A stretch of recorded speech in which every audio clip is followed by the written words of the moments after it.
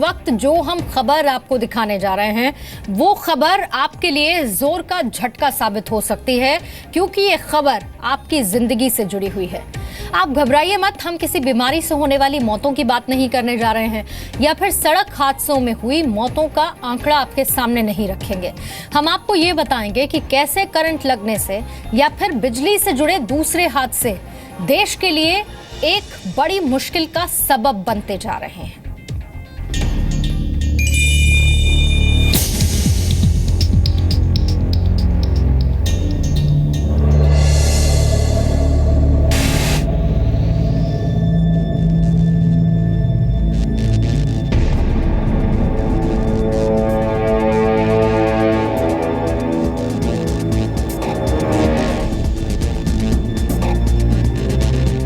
देश की राजधानी दिल्ली में हजारों लोगों की सुरक्षा को तार तार कर रही है एक हाई वोल्टेज लापरवाही।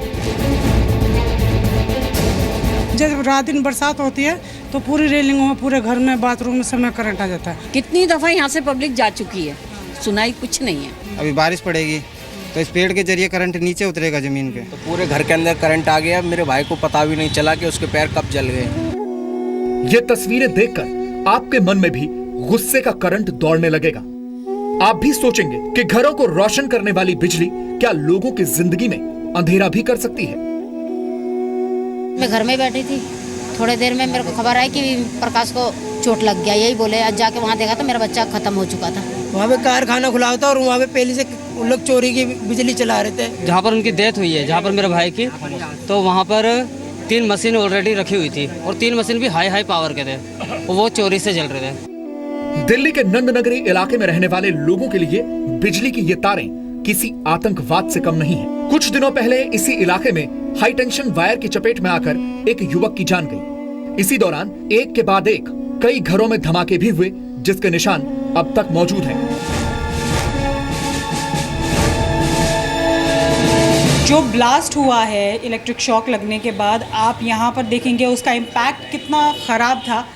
सबसे पहले तो यहाँ आप देखें कि पूरा ये दूसरा मकान है, जिस छत पे काम हो रहा था उससे दूसरा मकान है, और यहाँ एसी, मीटर्स, जितना भी इलेक्ट्रिसिटी का यहाँ पे कनेक्शंस वगैरह हैं, कंप्रेसर, ये सब चीज़ें यहाँ पूरी तरीके से जल चुकी हैं और अब नए सिरे से यहाँ पर वायरिंग करवाई जा रही। अब एक तीसरे घर में हम आए हैं जहाँ पर नुकसान काफ़ी ज़्यादा हुआ है। अगर आप देखेंगे यहाँ पर नज़र आएगा कि किस तरीके से डैमेज यहाँ पर हुआ है, पूरा जलते हुए यहाँ तक आया है।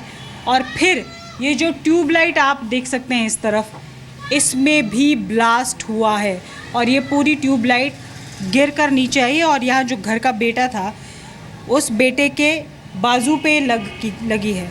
मैम मैं सो रहा था, एकदम ब्लास्ट हुआ, उस कारण ट्यूबलाइट यहाँ चिपक गई, गरम ट्यूबलाइट चिपक गई आपको। फिर उसके बाद फिर यहाँ पर धुआं हो गया, धुआं से फिर सांस घुटने लगी। बिजली की जिन हाई वोल्टेज तारों को देखकर मन में तनाव पैदा हो जाता है, वो हाई वोल्टेज वायर्स भारत के कई शहरों की पहचान बन गई हैं। इनमें से कई शहर ऐसे हैं जिन्हें स्मार्ट सिटी बनाया जाना है, लेकिन आपको जानकर अफसोस होगा कि शहरों की कटियाबाज व्यवस्था ने इन वायर्स में दौड़ती बिजली को मौत का दूसरा नाम बना दिया है। केबल किसी और घर में पहुंचाने की केबल ऑपरेटर कोशिश कर रहा था। इसी कोशिश में उसने जब इस छत के ऊपर से केबल फेंकी है तो इस हाई टेंशन वायर के ऊपर जाकर ये केबल गिरी है। वो केबल आप लटकती हुई देख सकते हैं। जैसे ही केबल वहाँ गिरी और करंट पास हुआ इस केबल में से, और यहाँ पर जो केबल ऑपरेटर था, जो वायर फेंक रहा था, वो पूरी तरह से जल गया और उसकी स्पॉट पे ही मौत हो गई। हाँ, एक बार ये लाइन वायर टूट के नीचे गिर गई थी। हाँ। तो इस पूरे इस इलाके की जितने भी टीवी और फ्रिज थे वो सारे फूक गए थे। घर की बैल्कनी में बैठकर गुजरते वक्त को देखना सबको अच्छा लगता है, लेकिन अगर बैल्कनी से बिजली के हाई वोल्टेज तारें गुजरने लगे तो फिर ऐसी बैल्कनी के पास भी जाना खतरे से खाली नहीं है। दिल्ली ही नहीं, देश के तमाम शहरों में सिस्टम ऐसे ही खंभों से झूल रहा है। कभी घरों के ऊपर हाई टेंशन वायर्स डाल दी जाती हैं, तो कभी हाई टेंशन और हाई वोल्टेज वायर्स के बीच घर बना दिए जाते हैं। आप सोचिए, 600 वॉट का करंट जिन घरों की दीवारों को छूता हुआ बहता है, उन घरों के लोग कैसे बेफिक्र सो सकते हैं? ये एक घर है जिसकी बालकनी में हम इस वक्त खड़े हैं। इस घर में छोटे छोटे बच्चे भी हैं और ये high tension wires, 3 high tension wires हैं। आप देखेंगे किस तरह से ठीक बालकनी के ऊपर से ये गुजर रही हैं। कि जब बारिश आती है तो नीचे है ना घुन घुन की आवाज़ आती है, मतलब कि करंट महसूस होता है ज़मीन के अंदर। हमारे एक 6 साल की लड़की है, एक 3 साल की लड़की है। कभी कभी हमें डर होता है कि उनके साथ कोई हादसा ना हो जाए। आपको क्या बोलती है मम्मी? मुझे कहती है तार के पास मत जाना। तार के पास मत जाना। यहाँ आते हो, ऊपर आते हो आप? हाँ। कभी कभी आते हो? अकेले आते हो? नहीं, मम्मी के साथ आते हो? मम्मी के साथ ही आते हो। अनियमित और अवैध तरीके से घरों का निर्माण, कटिया डालकर बिजली हासिल करना, मकान की ऊंचाई बढ़ाने के लिए मौत से अपनी दूरी कम कर लेना, ये सब भारत में हजारों वॉट के करंट से लोहा लेने की बुरी आदत का नतीजा है। ये ऐसी समस्या है जिसमें आम लोग और हमारा सिस्टम 50-50 के पार्टनर है। हमने क्या देखा है, तमाम जगह चूंकि ये कंपनियां या यूटिलिटीज जिनको इलेक्ट्रिसिटी बोर्ड कहा जाता है, वो आगे इस काम को सब कॉन्ट्रैक्ट कर देती हैं। हमने ये देखा कई सब कॉन्ट्रैक्ट उससे भी आगे कॉन्ट्रैक्ट कर देती हैं। उसका नतीजा क्या होता है, कई जगह जो इलेक्ट्रिसिटी एक्ट की जो प्रावधान है उनका पूरी तरह पालन नहीं होता सेफ्टी को लेकर के। जैसे कि बिजली के खंभे के जो नीचे जहाँ पे वितरण का लगा वो खुला होता है। हमने ये देखा कई जगह उस क्वालिटी की तार का प्रयोग नहीं किया जाता जो करना चाहिए। बिजली पैदा करने वाले पावर प्लांट से हजारों what current high tension transmission lines पर सवार होकर सब स्टेशन तक पहुंचता है। ये सब स्टेशन वोल्टेज को कम कर देते हैं। इसके बाद बिजली स्थानीय ट्रांसफार्मर तक पहुंचती है और फिर ट्रांसफार्मर से खंभों तक और खंभों से आपके घर में लगे मीटर और इलेक्ट्रॉनिक उपकरणों तक। लेकिन भारत के कई शहरों में बिजली बांटने का यह वैज्ञानिक और सुरक्षित तरीका बेतरतीब तारों में उलझ जाता है और फिर लोगों की जान के लिए खतरा बन जाता है। इस तरफ आप देखें, ये इलेक्ट्रिक बॉक्स है जो खुला हुआ पड़ा है।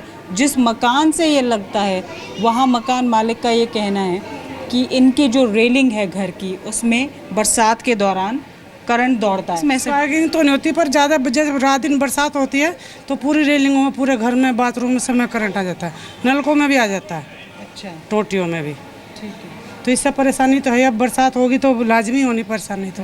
लेकिन ये जो इस तरह से पोचा वोचा डाला हुआ है, ये नहीं डालना चाहिए। ये नहीं डालना चाहिए। ये तो खैर गलत बात है। गीला कपड़ा तो बरसात में डालना ही नहीं चाहिए यहाँ पे। ये तो खैर हमारी गलती है, ये तो हम उतार लेंगे, पर ये जो खुला पड़ा इसका क्या होगा?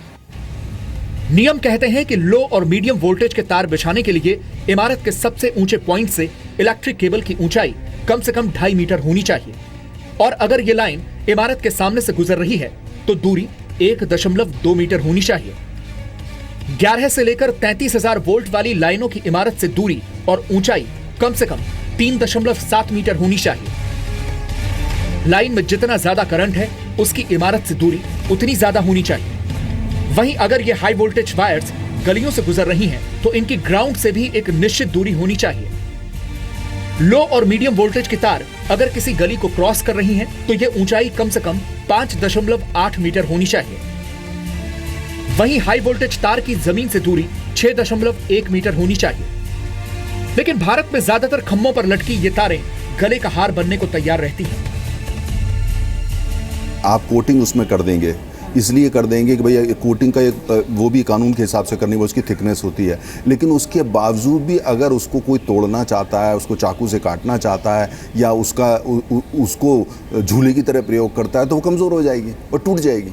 और दूसरी बात, जो मौसम होता है, अगर सही समय पर उसकी रिपेयर नहीं हुई, समय पर वो बदली नहीं गई तो उसमें क्रैक्स आ जाते हैं। तो उस सबसे जो है वो लोगों का जो जीवन है वो खतरे में आ जाता है। ओवरहेड वायर्स की जगह अंडरग्राउंड वायर्स को ज्यादा सुरक्षित माना जाता है, लेकिन जमीन के नीचे तारें बिछाने से लागत बढ़ जाती है क्योंकि इन्हें कवर करना पड़ता है, जबकि खंभों के सहारे जमीन से ऊपर बिछाई गई तारों के लिए हवा इंसुलेशन का काम करती है। लेकिन भारत में ये ओवरहेड वायर्स बरसात के मौसम में मौत का दूसरा नाम बन जाती है। अगर इनमें से एक भी तार सड़क पर जमा पानी में गिर जाए तो फिर वो रास्ता मौत का रास्ता बन जाता है। आम लोगों के सिर के ऊपर से गुजरती ये हाई वोल्टेज और हाई टेंशन वायर्स सिस्टम को टेंशन नहीं देती क्योंकि भारत में आम आदमी की जिंदगी में सुरक्षा की सप्लाई भगवान भरोसे है। रेजिडेंशियल एरियाज में है जहाँ 220 केवी की लाइन जाती है, वहाँ 7 मीटर की क्लियरेंस होनी चाहिए वर्टिकली, और उसके अलावा साइड क्लियरेंस भी 5.5 मीटर होनी चाहिए। तो आप यूँ समझिए कि एक अगर बॉक्स बना लीजिए 7 मीटर बाय 5.5 मीटर, तो उस बॉक्स के अंदर कोई कंस्ट्रक्शन नहीं होना चाहिए। इन तारों को लोगों के लिए सुरक्षित बनाने की जिम्मेदारी बिजली सप्लाई करने वाली कंपनी और विभाग की होती है, लेकिन जिस तरह भारत के घरों में तारों को टेप से लपेटकर काम चला लिया जाता है, उसी तरह से जिम्मेदारी को भी बहानेबाजी की टेप लपेटकर छिपा दिया जाता है। बीएसएस ने हालांकि ऑन रिकॉर्ड बात करने से मना कर दिया, लेकिन ये ज़रूर कहा कि सुरक्षित लाइंस बिछाने के लिए उनके पास ज़मीन की कमी है और पावरफुल लैंड माफिया जो अनऑथराइज्ड कॉलोनीज में काम करता है, उस पर लगाम लगाने में सरकार नाकाम है। आपको जानकर हैरानी होगी कि 2015 में भारत उन देशों में शामिल हो चुका है जिनके पास जरूरत से ज्यादा बिजली है, लेकिन फिर भी खराब ट्रांसमिशन और व्यवस्था के कमजोर खंभों से होकर गुजरने वाला इलेक्ट्रिसिटी मैनेजमेंट सिस्टम भारत में बिजली की कमी पूरी नहीं कर पाता। दिल्ली से निवृत्ति मोहन के साथ ब्यूरो रिपोर्ट, जी मीडिया। और अब हम कुछ आंकड़े आपके सामने रखने जा रहे हैं और इन आंकड़ों से साफ हो जाएगा कि कैसे 440 वोल्ट का झटका हमारी जिंदगी की बड़ी मुश्किल बन चुका है। बिजली का करंट लगने से देश भर में साल 2010 से 2011 में 3,392 मौतें हुई। साल 2011 से 12 में ये आंकड़ा 3,056 मौतों का रहा। साल 2012 से 13 में 4,099 लोगों की मौत हुई और साल 2013 से 14 में 4,933 लोगों की मौत इसकी वजह से हुई। ऊर्जा मंत्रालय के मुताबिक 2010 से लेकर 2014 तक यानी कि 4 सालों में बिजली का करंट लगने से पूरे देश भर में 15,480 लोगों की मौत हुई, जबकि इसी दौरान देश भर में जो आतंकवादी घटनाएं हुई वो 2,078 लोग उसमें मारे गए। यानी कि आम लोगों के घरों के सामने से गुजरने वाली हाई वोल्टेज वायर्स आतंकवाद जितनी ही खतरनाक हैं। फर्क सिर्फ इतना है कि हम आतंकवादियों को अपने घर में नहीं घुसने देते, जबकि सिस्टम के कमजोर खंभों से झूलती हुई ये हाई टेंशन और हाई वोल्टेज वायर्स, ये तारे आपके और हमारे घरों को रोशन करती हैं। भारत में अक्सर प्लानिंग के अभाव में बिजली की हाई वोल्टेज वायर्स घरों के बेहद ही करीब से गुजरती हैं। कई बार ऐसा भी होता है कि ये वायर्स इतनी करीब होती हैं कि बच्चे भी इन्हें आसानी से छू सकते हैं। बरसात के मौसम में ये तारें और भी खतरनाक हो जाती हैं। कई तारें टूटकर नीचे जमीन पर या फिर जो गड्ढों में भरा हुआ पानी होता है उसमें गिर जाती हैं। इन तारों पर लोगों का पैर पड़ जाता है या फिर चेतावनी के अभाव में लोग इन तारों को छू लेते हैं। कई लोगों की मौत इसकी वजह से हो जाती है। भारत में हाई टेंशन तारों में 650 वोल्ट से लेकर 33,000 वोल्ट तक का करंट दौड़ता है। यानी कि ये इतना करंट है कि किसी की जान भी ले सकता है। यानी इन वायर से आप जितना दूर रह सके उतना दूर रहना चाहिए, लेकिन भारत में ऐसा होता नहीं। भारत के कई शहरों में ये हाई वोल्टेज तारे लोगों की जान ले लेती हैं और ये सब आम लोगों और सिस्टम की लापरवाही की वजह से होता है। यानी कि आम लोग और सिस्टम इस जानलेवा लापरवाही में 50-50 के पार्टनर्स हैं। उम्मीद यह है कि आंकड़े देखकर आम लोगों के साथ साथ सिस्टम को भी 440 वोल्ट का झटका लगेगा और सब होश में आ जाएंगे ताकि मौत के इन बढ़ते आंकड़ों को रोका जा सके।